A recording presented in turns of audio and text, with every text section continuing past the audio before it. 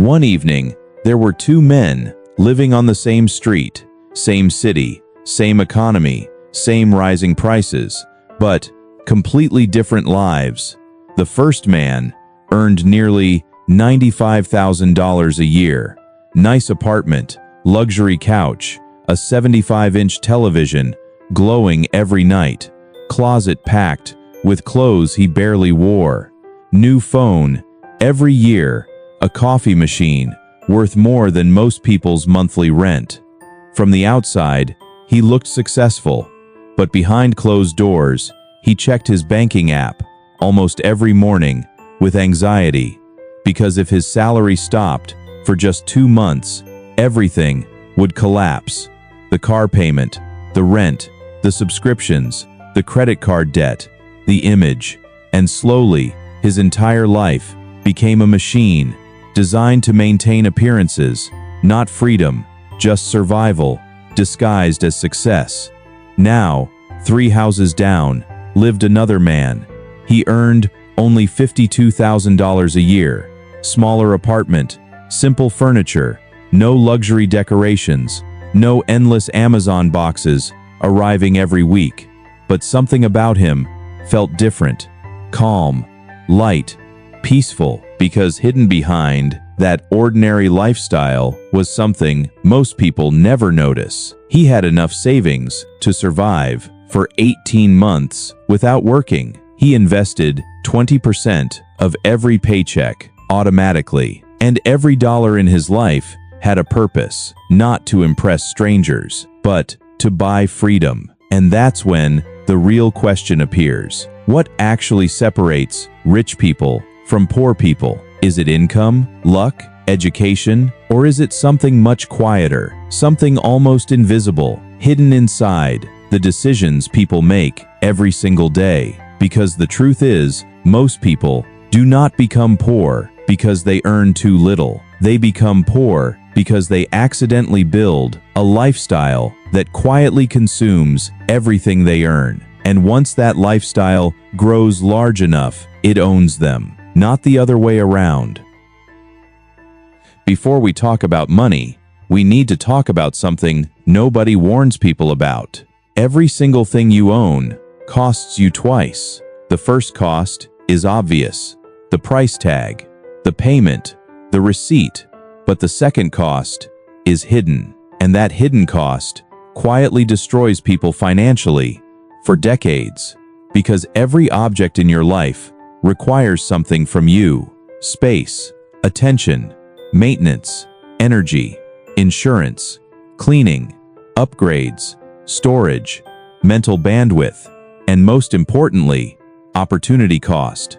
The money trapped inside unnecessary things could have been building your future instead. A $2,000 luxury purchase today might secretly cost $15,000 10 years from now, after lost investment growth. But people rarely calculate that, because modern culture trains people to measure wealth by accumulation: more clothes, more gadgets, more upgrades, more visible proof that you're, quote, doing well, end quote. But real wealth works differently. Real wealth often looks quiet, invisible, unimpressive, because wealthy people understand something emotionally difficult. Every unnecessary thing you own slowly steals freedom from your future self. And the scariest part, most people never realize this until they feel trapped. Trapped in jobs they hate, trapped in debt, trapped maintaining a lifestyle they no longer even enjoy. All because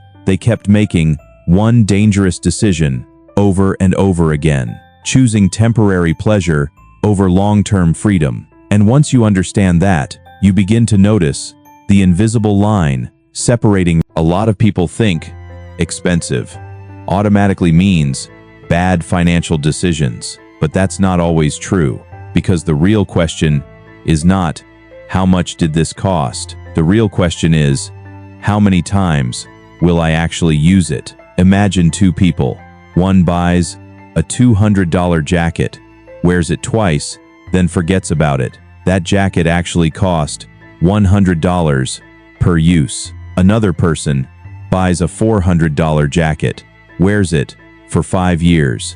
200 times, that jacket costs only $2 per use. Suddenly, the expensive item became the smarter decision. Rich people understand this deeply. Poor financial habits focus on price alone. Smart financial habits focus on value over time. And this applies to everything: shoes, furniture, courses, gym memberships, subscriptions, even relationships with certain purchases. Some things become cheaper the longer they improve your life. Other things become expensive the moment excitement disappears, because most purchases are emotional. People buy versions of themselves, not objects. They buy the fantasy, the identity, the temporary dopamine. Then the excitement fades, and the object quietly becomes clutter. That's why wealthy people often buy fewer things but use them deeply, while struggling people often buy many things but barely use any of them. Walk around your home tonight and ask yourself one brutally honest question in this: if this disappeared today, would I spend money to buy it again? Not, was it expensive? Not, was it trendy? Not, did I once want it badly? Just one question: would I buy this again today? And the answer becomes terrifyingly revealing, because most people are surrounded by objects they no longer even value: old gadgets, unused clothes, decorations nobody notices, random purchases made during emotional moments. And every single unnecessary object quietly drains something from you. Not just physical space, mental space too, because clutter creates invisible psychological pressure. Your brain tracks unfinished decisions constantly: things to organize, things to clean, things to deal with later. And over time, your environment starts creating low-level exhaustion without you realizing it. This is why minimalist people often appear calmer, not because they own less, but because fewer things are demanding attention from their mind. And financially, unused possessions are frozen money. Money trapped inside dead objects instead of growing assets. The rich understand this. That's why they protect space. One of the most dangerous financial habits in modern life is upgrading. Simply because you feel bored, your phone still works, your car still drives perfectly, your laptop still functions, but suddenly a new version appears. Better camera, new design, slightly faster, and instantly your current life starts feeling outdated. Not because something is wrong, but because marketing is designed to create dissatisfaction. Modern advertising does not sell products. It sells emotional insecurity. It whispers, you could be happier, you could look more successful, you could become a better version of yourself. And people fall into the trap repeatedly because upgrading feels productive. It feels like progress. But many upgrades are actually financial destruction disguised as self-improvement, especially when the old thing still works perfectly. Wealthy people understand delayed upgrading. They squeeze value from what they already own, because every unnecessary upgrade delays freedom. The poor chase emotional excitement. The wealthy chase long-term control. And those two mindsets lead to most bad spending decisions happen emotionally, not logically. Nobody plans to waste money. It happens in moments. Late night scrolling, stress, boredom, loneliness, one-click checkout, instant dopamine, and suddenly, money disappears. That's why smart people create friction. Delete saved credit cards from shopping apps. Unsubscribe from promotional emails. Wait 24 hours before buying anything unnecessary, because time kills impulsive emotions. And while spending should become harder, saving should become automatic. This is the real secret. Rich people do not rely on motivation. They rely on systems. Automatic investing, automatic transfers, automatic savings, because discipline eventually gets tired. Systems don't. And over time, Small automatic decisions create massive difference. Most people have no idea how much stuff they actually own. Open your closet, count your shoes, count your jackets, count your t-shirts, and something strange happens. You begin seeing your consumption clearly for the first time, because abstraction hides excess. Reality exposes it. Owning 47 shirts feels very different when you physically count them. Suddenly, buying shirt number 48 feels ridiculous. This is why inventory creates awareness, and awareness changes behavior. Wealthy people track numbers constantly: investments, expenses, assets, subscriptions, cash flow, because what gets measured gets controlled. Poor financial habits survive inside vagueness, inside emotional spending, inside, "I think I'm doing okay." But rich people replace emotional assumptions with visible reality, and that alone changes everything. A lot of homes secretly become museums of abandoned identities, old hobbies, old ambitions, old versions of people trying to reinvent themselves. Camping gear, musical instruments, fitness equipment, kayaks, cameras, most used only a few times, then forgotten, because people confuse curiosity with commitment. They think, if I buy this, I'll become that person. But identity cannot be purchased, and this is why renting first is powerful. Want to camp?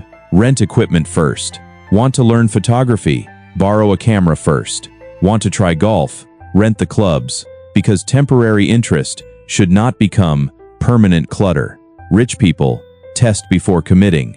Poor people commit emotionally first. Most purchases never arrive alone. They bring hidden costs with them. Buy a luxury car, and suddenly you also buy insurance, maintenance, parking, car washes, fuel, repairs, higher expectations, more lifestyle pressure. One purchase creates 5 new expenses. This is called the lifestyle multiplier, and it quietly traps millions of people because they only calculate the first payment, not the ecosystem surrounding it. A bigger house creates higher utilities, more furniture, more maintenance, more cleaning, more pressure to, quote, match the house socially. Every upgrade expands financial gravity, and once your lifestyle expands far enough, you need increasingly higher income just to maintain normal life. This is why many high earners still feel broke. Their lifestyle consumes everything. The richer they look, the less freedom they actually have. One of the most important financial decisions in life is deciding what enough means before money arrives.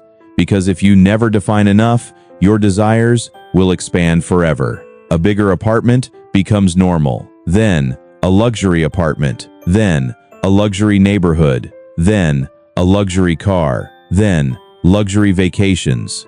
And strangely, the feeling of satisfaction never fully arrives, because humans adapt quickly. What once felt extraordinary eventually feels average.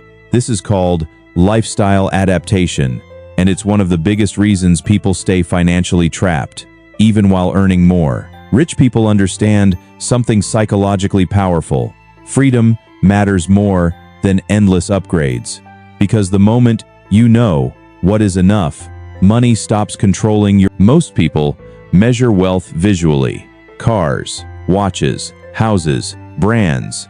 But real wealth often cannot be seen. Real wealth is options. Can you leave a toxic job? Can you survive 6 months without income? Can you move cities if necessary? Can you take care of your health without panic? Can you say no when something destroys your peace?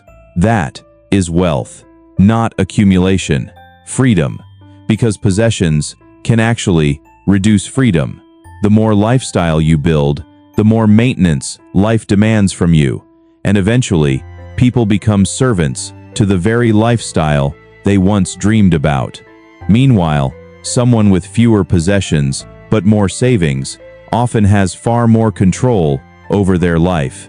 And control is one of the purest forms of wealth that exists. Most people wait for dramatic life resets, New Year, big cleanups, major transformations, but sustainable change rarely happens dramatically. It happens quietly. Small, consistent decisions, repeated weekly. Throw away 3 unnecessary items every week. Donate unused clothes monthly. Cancel 1 useless subscription. Sell things you no longer use. Tiny actions, repeated consistently, and over time, your environment becomes lighter. Your finances become clearer. Your mind becomes calmer. Because wealth is not only built through earning, it's also built through removing what no longer serves your life.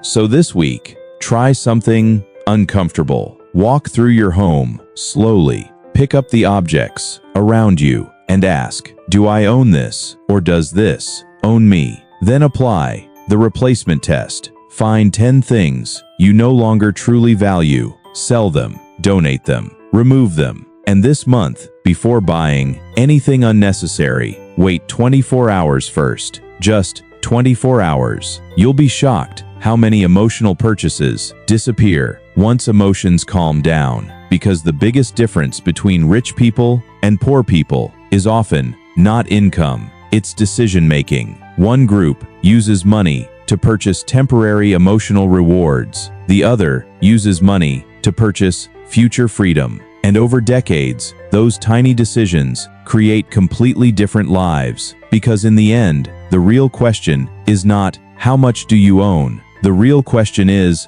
how much freedom do your choices create? And maybe the wealthiest people are not the ones surrounded by the most things. Maybe they're the ones finally free enough to stop needing them. If this video changed the way you think about money, subscribe for more stories about financial psychology, modern life, and invisible habits keeping people trapped. And watch the next video, Why Earning More Still Keeps You Broke. Because once you understand the psychology behind money, you begin seeing the modern world very differently.